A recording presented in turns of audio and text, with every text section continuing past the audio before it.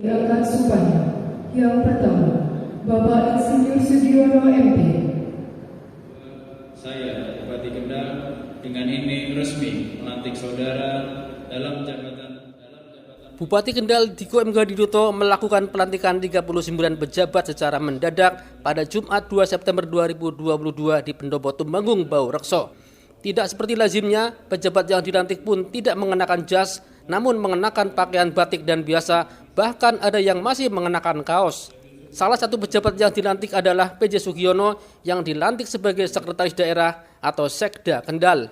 Bupati Kendal Diko M. Gadidoto mengatakan sengaja melakukan pelantikan dengan mendadak. Tujuannya agar tidak terjadi praktek jual beli jabatan yang bisa saja dilakukan oleh pihak-pihak yang tidak bertanggung jawab. Bupati Diko mengatakan dirinya baru memerintahkan kepada Kepala BKPP Kendal untuk membuat surat keputusan bagi nama-nama pejabat yang akan dilantik pada Kamis malam. Penandatanganan SK pun dilakukan pada Jumat paginya. Ini orang nggak ada yang tahu semua mau dilantik hari ini. Ada yang datangnya mungkin pakai kaos, yang nggak ngerti. Nah, ini adalah sesuatu yang baru tapi tidak melanggar aturan, tidak melanggar ketentuan. Tapi ini adalah sesuatu yang baru agar tidak ada ruang untuk adanya jual beli jabatan. Bupati berharap dengan adanya pelantikan pejabat ini bisa memenuhi kebutuhan dari semua OPD agar kinerjanya bisa maksimal. Pasalnya dalam 4 bulan ke depan, banyak isu nasional yang harus dihadapi oleh daerah termasuk masalah inflasi. Oleh karena itu, harus benar-benar bisa bekerja secara maksimal. Sementara itu, Sekda Kendal Insinyur Sugiono pun mengaku bahwa dirinya baru diberitahu akan dilantik pada Jumat pagi pukul 8:30 pagi. Saya tanda tangan undangan itu 8:30 tadi. Setelah itu istri saya kabari suruh pakai Dharma Wanita dan beliau pun kesini juga nggak ngerti kalau ada pelantikan. Sugiono berharap setelah dirinya dilantik sebagai Sekda bisa mengkoordinir dan mengkolaborasikan semua OPD yang ada di Pemkab Kendal. Berperan secara proaktif dalam upaya pencegahan dan pemberantasan korupsi dan ketentuan yang berlaku. 3. Bersikap loyal, transparan, jujur, akan menyampaikan informasi pertimbangan integritas kepada Bupati Sawat. Selanjutnya oleh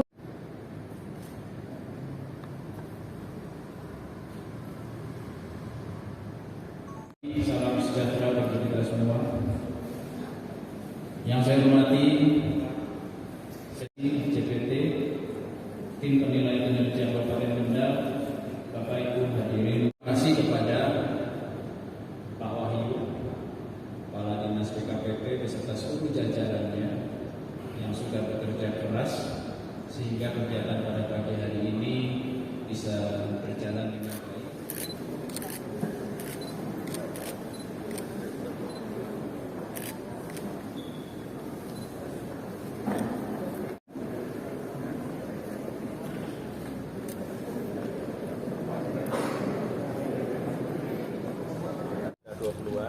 Sesuai dengan jabatan yang kosong, artinya kita memang melihat kebutuhan yang ada di dinas-dinas yang ada di wilayah, karena kekosongan ini harus segera kita isi. Jadi sifatnya hari ini kita kebetulan melantik Pak Sekda hari ini dan kita sisipkan juga dengan jabatan-jabatan yang kosong yang ada di pemerintahan. Jadi memang harapannya ini bisa memenuhi kebutuhan dari seluruh OPD agar kinerjanya bisa lebih maksimal. Karena tentunya di 4 bulan terakhir ini banyak sekali isu-isu nasional yang harus dihadapi oleh daerah juga, termasuk inflasi. Maka dari itu kita harus bisa benar-benar bekerja secara maksimal. Ini harapannya dengan adanya pelantikan hari ini, roda pemerintahan semakin optimal. Dan kita akan selalu lakukan evaluasi monitoring, melihat kinerja dari seluruh OPD dan juga kecamatan yang ada di daerah. Tadi disampaikan terkait jual beli jabatan, gimana Pak? Ya, jadi memang saya dari awal itu selalu menerapkan good governance, salah satunya yaitu tidak adanya jual beli jabatan di lingkungan pemerintah Kabupaten Kendal. Jadi kita berupaya untuk mencegah adanya jual beli jabatan.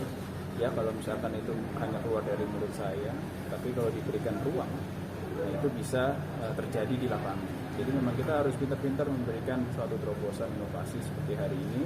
Ini orang nggak ada yang tahu semua mau dilantik hari ini.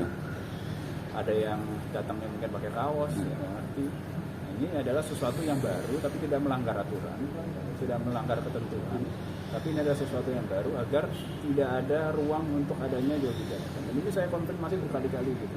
Karena memang harapan saya kalau orang yang dipromosi ya, ASN yang dipromosi, dengan dipromosi itu dia punya semangat baru untuk bekerja keras. Jadi kalau adanya jual beli jabatan itu semangatnya saya nggak tahu nanti ke depan seperti apa. Gitu. Jadi kita memastikan bahwa seluruh di jajaran pemerintah Kabupaten Kendal di era saya semuanya bekerja dengan maksimal.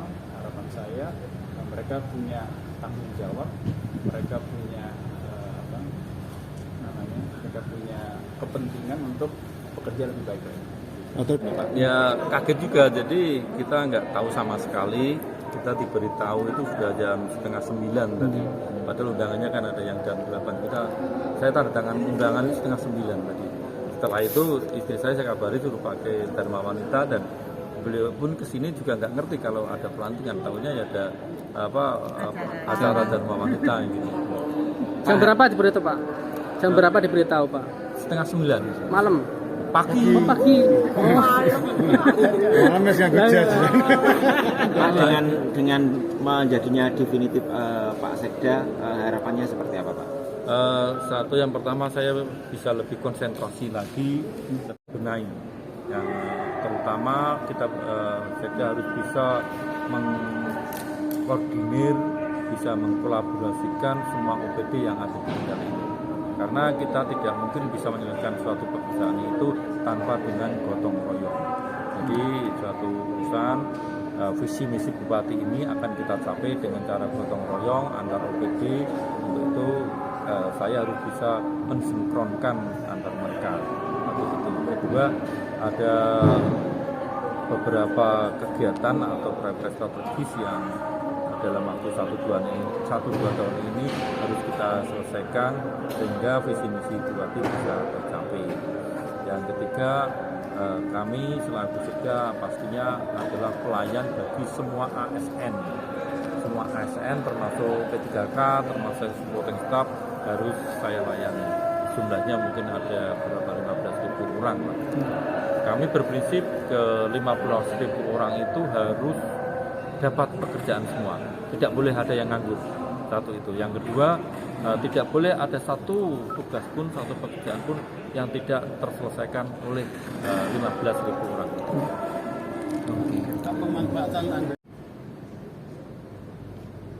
Dilanjutkan penandatanganan berita acara